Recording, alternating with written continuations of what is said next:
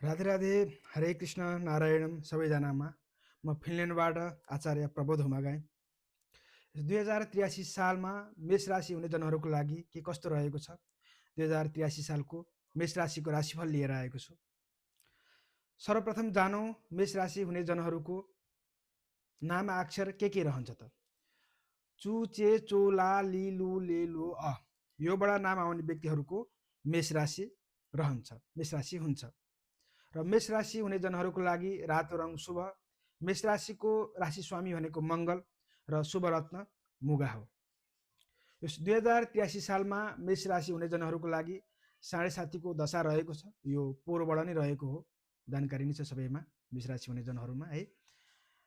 यो 2083 साल हजुरहरूको लागि मिश्रित फलदायी वर्ष रहेको छ।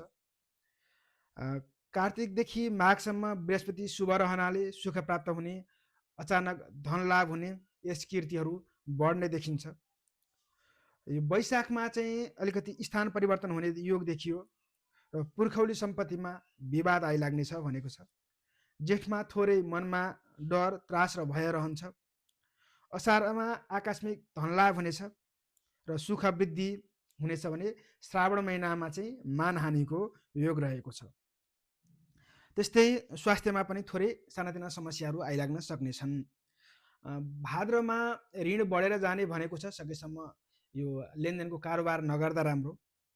त्यस्तै असोज आश्विनमा शत्रुनाश, शत्रुहरू परास्त भएर जानेछन्। कार्तिकमा खर्चिलो यात्रा हुनेछ, तीर्थयात्राहरू हुन सक्नेछन्, धार्मिक क्षेत्रहरूको यात्रा हुने देखिन्छ।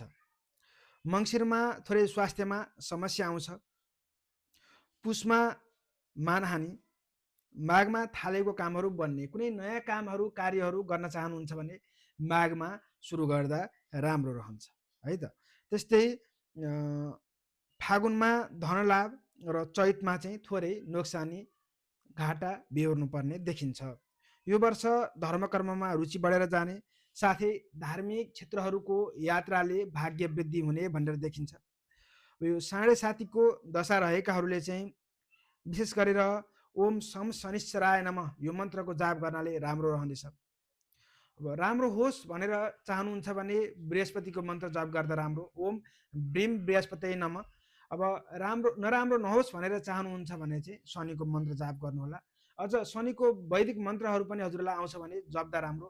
ओम सन्नो देवी रविष्टय आपो भवन्तु पीतै सम्झो रवि श्रवन्तु नः यो मन्त्र आउँछ भने यो मन्त्र जाप गर्नाले यो 7.5 शनिको नकारात्मक प्रभाव एकदमै कम भएर जानेछ। कुण्डलीमा यदि शनि राम्रो अवस्थामा छ भने त अवश्य नै राम्रो फल मिल्नेछ। तपाईहरूको लागि यस 2083 साल राशिफलले जे जस्तो भने तापनि अत्यन्तै राम्रो होस्, हजुरहरूले आँटे चिताएका सबै कामहरू बनुन्। धेरै धेरै शुभकामना।